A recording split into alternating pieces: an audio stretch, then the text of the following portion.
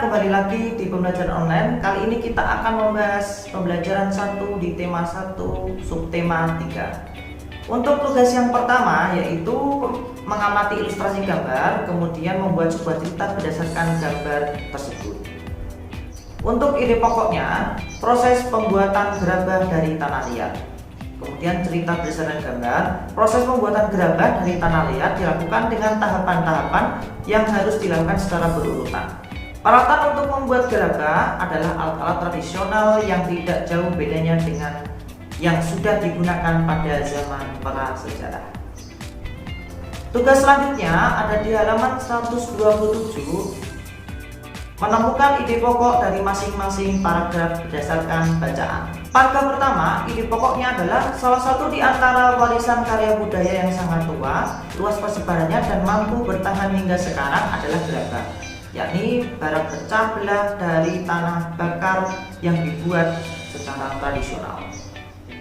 Paragraf kedua, ide pokoknya adalah pada situs-situs kebudayaan dan purbakala banyak dijumpai gerabah atau tembikar yang difungsikan sebagai peralatan atau perkakas rumah tangga dan untuk keperluan peribadahan serta penguburan mayat. Paragraf 3, tak terkecuali di Pulau Madura, gerabah dibuat untuk difungsikan sebagai peralatan sehari-hari masyarakat setempat yang dilakukan secara tradisional seperti apa yang dilakukan oleh para pendahulunya. Paragraf 4, gerabah-gerabah yang dihasilkan oleh para pengrajin di Madura adalah gerabah yang dibuat dari tanah liat yang berwarna kuning dengan pasir halus. Paragraf 5, beberapa daerah di Madura menjadi penghasil gerabah seperti di Madala, Andulia, Duko Baru, Yangkatan, Kyangyan, Baragung, Pademawa, Dalpenyang, Pangkaporan, Lega, Yangkalan, dan lain-lain. Paragraf 6, memang tidak semua daerah di Madura menghasilkan gerabah. Paragraf 7, di antara daerah-daerah penghasil gerabah tersebut ada semacam perjanjian kerja untuk membuat barang-barang yang sudah ditentukan secara turun-temurun atau spesialisasi. Paragraf 8, peralatan pengrajin suku gerabah Madura adalah alat-alat tradisional yang tak jauh bedanya dengan yang sudah digunakan pada zaman prasejarah. Paragraf 9, adapun proses pembuatan gerabah dilakukan dengan tahapan-tahapan yang harus dilakukan secara berurutan. Paragraf 10, keberadaan pengrajin gerabah di Madura ini telah banyak memberikan manfaat baik untuk pengrajin, pemakai maupun untuk masyarakat umum. Paragraf 11, meski gerabah masih tetap diproduksi, namun dalam perkembangannya dihadapkan pada produk-produk modern. Tugas selanjutnya di halaman 129, mengembangkan ide pokok menjadi sebuah paragraf.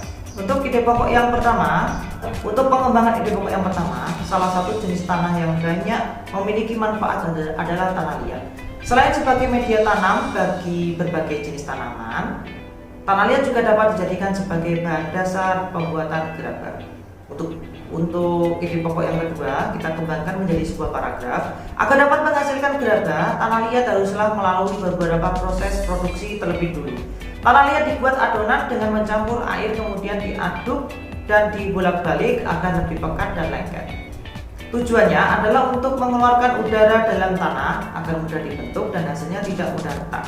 Setelah adonan tanah liat jadi, baru kemudian masuk pada tahap pembentukan dengan menggunakan berbagai macam teknik dan alat. Hingga pada akhirnya tanah liat yang sudah dibentuk tersebut dibakar dalam waktu dan suhu tertentu. Untuk ide pokok yang ketiga, kita kembangkan menjadi sebuah paragraf. Banyak barang-barang di sekitar kita yang terbuat dari tanah liat, seperti asbak, vas bunga, kendi, teko dan cangkir. Bahkan ada juga meja dan kursi yang terbuat dari tanah liat. Barang-barang yang terbuat dari tanah liat memiliki nilai seni dan keindahan tersendiri dibandingkan dengan barang-barang yang terbuat dari bahan lainnya. Kemudian ayo kita renungkan, bagaimana caramu untuk membalas kerja keras orang tuamu? Yang pertama, kita bisa belajar dengan giat, menjadi anak yang baik, selalu memperlakukan keduanya dengan sopan dan hormat, membantu pekerjaannya, membahagiakan kedua orang tua. Itu adalah cara bagaimana kita membalas kerja keras orang tua kita. Itu anak-anak pembahasan pembelajaran 1 tema 1 subtema 3.